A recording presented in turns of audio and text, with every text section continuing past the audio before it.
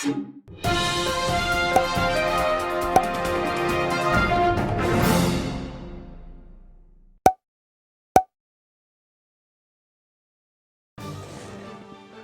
जी का खालसा, वाहिगुरु जी फतेह। सत श्री अकाल, नमो बुद्धाय। जम्मू निवासी साथियों, अस्सलाम वालेकुम साथियों। वाइस ऑफ मानवता न्यूज़ चैनल पर आप सभी का स्वागत है। मेघराज सिंह अमेरिका से साथियों, वाइस ऑफ मानवता न्यूज़ चैनल ने एक प्रोग्राम स्टार्ट किया है जो आप सभी जानते हैं, जिसका नाम है साधु दयानंद और मेरा संवाद। तो इस किताब को पढ़ने से पहले आप हमारे पेज को, फेसबुक पेज भी उसको लाइक करें और यूट्यूब चैनल उसको लाइक करें साथियों। तो आप सभी जानते हैं कि हम नए से नया प्रोग्राम स्टार्ट करने की कोशिश करते हैं, लाने की कोशिश करते हैं, कुछ अच्छे करने की कोशिश करते हैं। तो इस पर हम बात करेंगे। आज जो है साधु दयानंद और मेरा संवाद, इसमें तकरीबन हमने 9 पार्ट कर चुके हैं और 10वां पार्ट हम शुरू करेंगे आज। तो क्या ज्ञानी दीक्षित सिंह ने जो साधु दयानंद के साथ में कौन सी वार्तालाप की है, यहाँ तक मैंने पढ़ी थी। इससे ये बात अनुभव द्वारा स्पष्ट है कि सभी पदार्थों का ज्ञान एक काल में व्यक्ति को नहीं रहता। यानी कि जो प्रसन्नति वाणी और जो चल रही थी, तो उसमें आगे लिखते हैं, इसलिए पहली वाणी तो अत्यंत गुप्त है।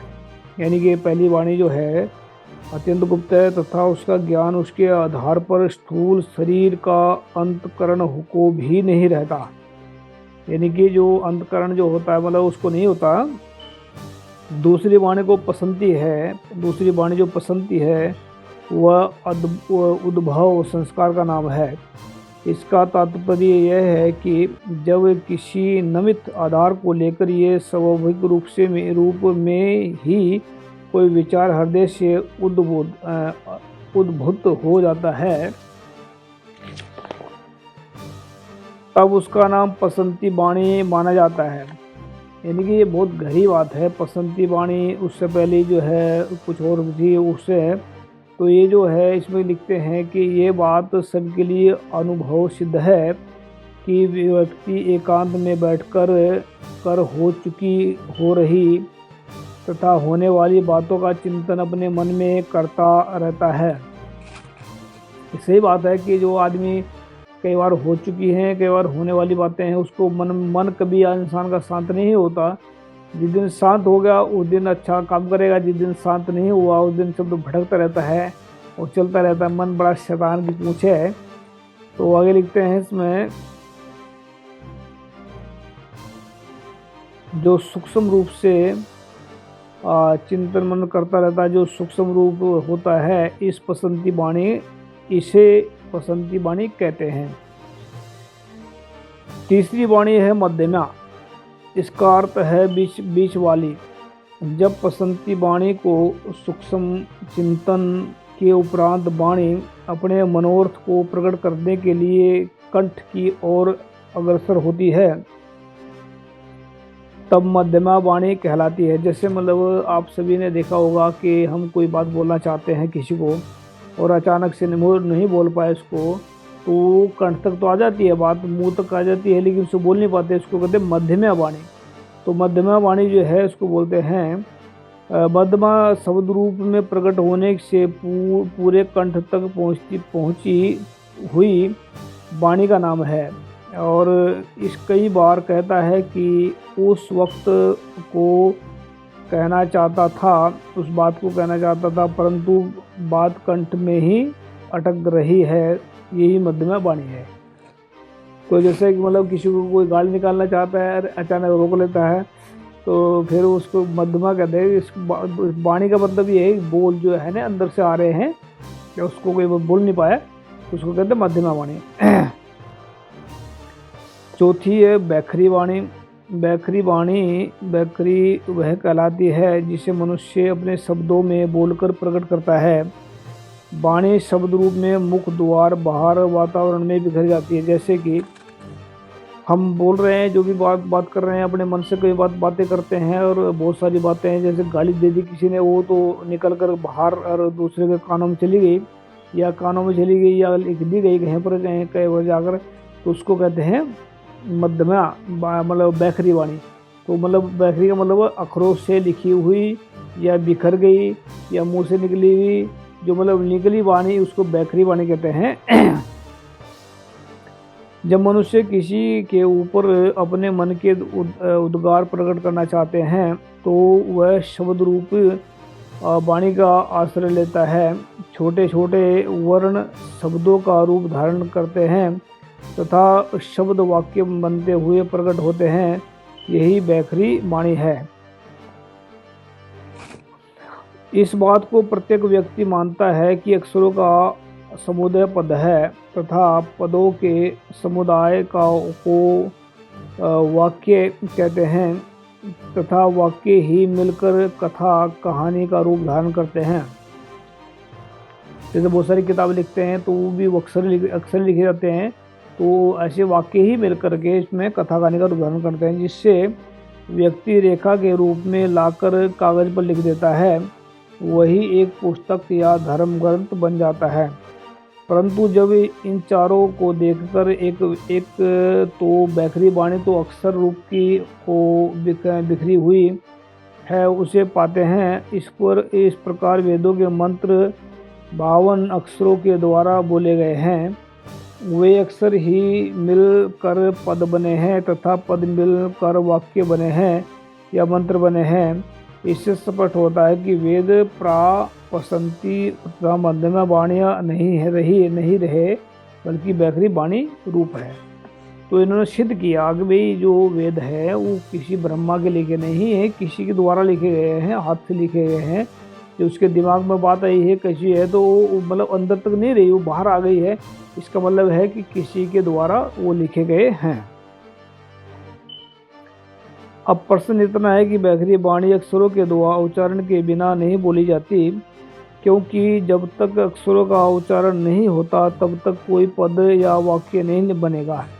बिल्कुल, जब कोई बाई चांस जैसे भी वो अक्षर बोलते हैं आदमी या मतलब अगर उसको नहीं सोचेगा नहीं बनेगा तो मतलब क्या उसके जो सोचता है इंसान तभी कुछ बोलता है। जब तक बोलता नहीं तब तक अगर कोई लिखेगा नहीं उसको तब तक उसका आधार नहीं बनेगा। इसीलिए वेद जो अक्षर पद तथा वाक्य नहीं बनेगा, इसलिए वेद जो अक्षर है पद तथा वाक्य रूप है, इसीलिए बैखरी वाणी है जो पंचभूत देहधारी की है। तो इन्होंने साबित कर दिया कि ये पंचभूतक जो शरीर है इसके द्वारा लिखी गई है। किसी जैसे बोलते हैं वो मतलब किसी के ऊपर रुद्रवत ग्रंथ है, ऐसा नहीं होता कुछ भी। तो जो अक्षरों के अंदर लिखी चीज़ है वो इन्होंने साबित कर दिया कि वो अक्षर जो है वो किसी इंसान के लिखे हुए हैं।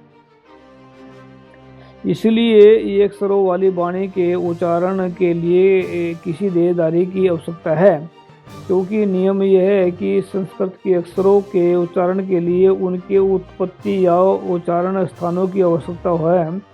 जैसे कई अक्षर तालु से, कहीं ओष्ठ से, कहीं कंठ से, कहीं दांतों से उच्चारित होने के कारण तालव, ओष्ठ, कंठस्थ तथा दंत्य कहलाते हैं। जब ये नियम मतलब जैसे बोलो बहुत से दांत है या दानव है या चिंची है, मतलब बहुत सारे अक्षर हैं जो मुंह से निकलते तो हैं। जब निकलेंगे तभी लिखेगा इंसान, तब सोचेगा। तो ऐसे तो नहीं लिखेगा, बिना सोचे समझे तो नहीं लिखेगा। तो इन्होंने साबित किया कि वो इंसान के लिखे हुए ही हैं। जो पहली बात तो जो संस्कृत भाषा है ये उनकी जो है, जो उन्होंने लिखा है कि बताया ना कि बहुत सारे अक्षर इसमें हार्ड भी होते हैं। अगर लिखते हैं जब ये नियम है कि जो अक्षर जहाँ से उच्चारित होने के योग्य है वहीं से उसका उच्चारण किया जाए, तब ये बात स्वतः सिद्ध है कि वेदों के उच्चारण के लिए कोई ऐसा पुरुष अवश्य होगा जिसने कंठ, तालु आदि अंग थे तथा ऐसा केवल कोई स्थूल देहधारी रूप पुरुष ही हो सकता है। इससे ये सिद्ध होता है कि वेद ईश्वरीय वाणी नहीं है बल्कि पौरुषेय अर्थात किसी पुरुष द्वारा बनाई बैखरी वाणी है। यानी कि उन्होंने साबित किया कि ये जो है लिखी जो वाणी है ये सिर्फ इंसान की लिखी हुई है। अगर लिखते हैं कल्पना कीजिए कि यदि यह बात को मान भी लें कि वेद ईश्वर ने ही उच्चारण किए हैं, तब उसका आकार अवश्य ही किसी मनुष्य जैसा मानना होगा, क्योंकि जब तक ये ना माना जाए तब तक वेदों के अक्षर उच्चरित नहीं होंगे। फिर यदि अक्षर ना उच्चरित हुए तब तक वेदों को की रचनाएं जो बैखरी वाणी रूप स्वरूप है नहीं बनेगी। यदि ये बनेगी तो चारों वेद ही नहीं होंगे। बिल्कुल, जो अक्षर हैं, जो मतलब बोले हैं, जो लिखे हैं, अगर वो नहीं होंगे तो फिर कहाँ पर मतलब जो है वो जो वेद नहीं बनेंगे। क्योंकि वेदों के अंदर जो अक्षर अक्षर लिखे हुए हैं वो अक्षर जो है इंसान के मुंह से निकले या शरीर से निकले, मतलब जो इंसान सोचता है वही लिखता है। साथ ही यह भी जानना आवश्यक है कि बैखरी वाणी से पूर्व तीनों वाणियों का ज्ञान किसी को भी नहीं होता, क्योंकि जितनी देर तक वे अक्षर रूप को कर बिखर न जाए। इसलिए यदि वेद ईश्वरीय की प्रापसंति या मध्यमा की समझी जाए तब ये दोष होता है कि वेदों का ज्ञान किसी को भी नहीं होगा, क्योंकि ये नियम है कि बैखरी वाणी के साथ ही सबको ज्ञान होता है। जैसे बिन बोले घर खोले कौन की वारा, इनके अर्थात बोले बिना आने वाले के लिए घर का किवाड़ कौन खोले। बिल्कुल, तो अगर अब कोई कहेगा नहीं, जैसे मतलब उदाहरण दिया है, अगर कोई कहेगा नहीं किसी को भी अपना दरवाज़ा खोलो, तो तब तक मतलब कौन उसको मतलब कहेगा भाई तू अगर बाहर खड़ा होगा कोई आदमी, ना घंटी बजाए ना कुछ करे, तो उसको कौन लेने जाएगा या कौन दरवाज़ा खोलेगा उसके लिए। ऐसे ही है, यदि यह स्वामी जी को शारीरिक मानते हैं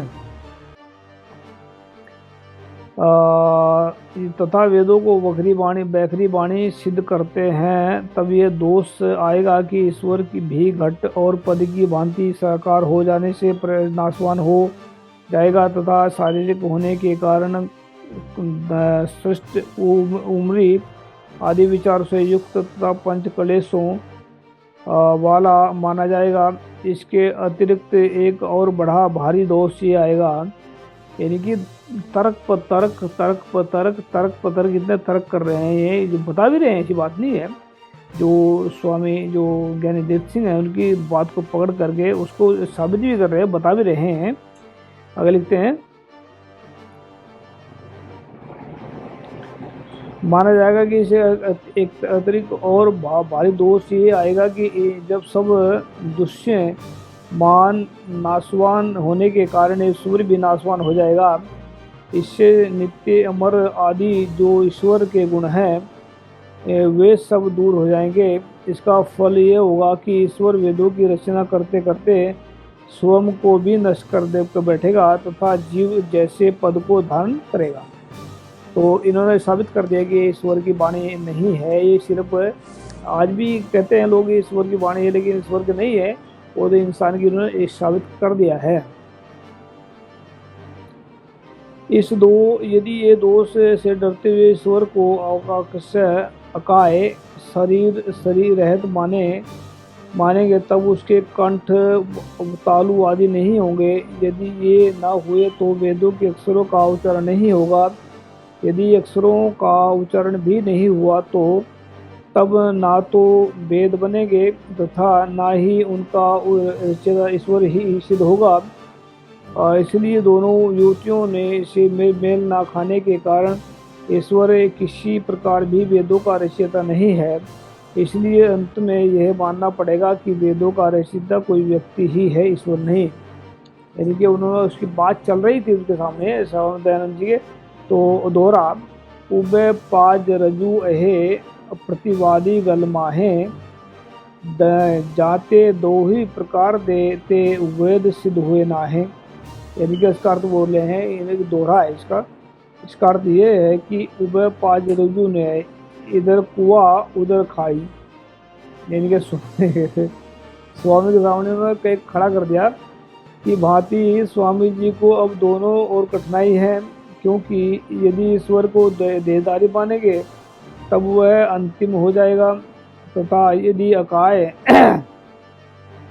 अर्थात शरीर रहित मानेंगे तब संस्कृत के उच्चारण स्थानों होने के कारण वेदों का रचयिता नहीं हो सकेगा। इसलिए मैं जानता हूँ कि वेद मनुष्य रचित हैं, इससे कोई भी दोष नहीं आता, क्योंकि मनुष्य की पुस्तकों की रचना करते हैं, इसलिए वेद भी मनुष्य ना ही बनाए हैं, मनुष्य ने ही बनाए हैं। इसलिए इस प्रश्न का उत्तर स्वामी जी विचार करके दें। इनकी इतना तगड़ा क्वेश्चन कर दिया उनके सामने, स्वामी जी के सामने। अब स्वामी जी क्या सोचते होंगे, क्या कर रहे होंगे, अब देखते क्या कहते हैं।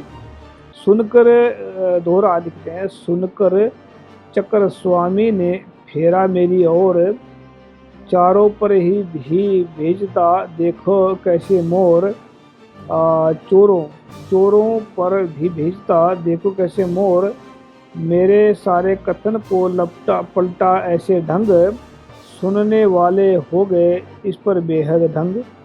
यानी कि उसकी बात को जो है ना भाई उन्होंने पलटा मार दिया। पलटा मारने का मतलब ये पलटते रहते हैं इसमें। अगर क्या लिखते हैं, भावार्थ के लिखते हैं, मेरा कथन सुनकर स्वामी जी ऐसे पलटा दिया, सामान्य उसे नहीं समझ सके, सुनने वालों को ये पता ना चला कि मेरे प्रश्न क्या हैं, तथा स्वामी जी ने उसका उत्तर क्या दे रहे हैं। हुआ यह कि उन्होंने मेरे सारे प्रश्न को छोड़कर केवल एक बात को पकड़ लिया तथा उसका खंडन करने लगे तथा इस प्रकार बोले कि जैसे कि आरंभ से ही अपने मत पर मंडल रहे हैं। मतलब ऐसा लगाया कि लोगों को भी ये अपने मत के उसको पूरे खड़े हैं। उत्तर देखो, ये कहता है स्वामी जी ने क्या बोला था, उसमें आने वाले पार्ट में करेंगे हम बात। लेकिन जो स्वामी जी जो थे उसमें मतलब उनको लपेट दिया उन्होंने, और स्वामी जी ने उसका क्या उत्तर दिया है आने वाले वक्त में हम बात करेंगे इसमें। और मिलते हैं नेक्स्ट एपिसोड में। तो याद रखिए, वॉइस ऑफ मानवता उठाता रहेगा सबकी आवाज़। वॉइस ऑफ मानवता आपका अपना टीवी है, लाइक करें पेज को। थैंक यू सब, सत श्री अकाल, वाहिगुरू जी का खालसा, अस्सलाम वालेकुम, जय जोहर।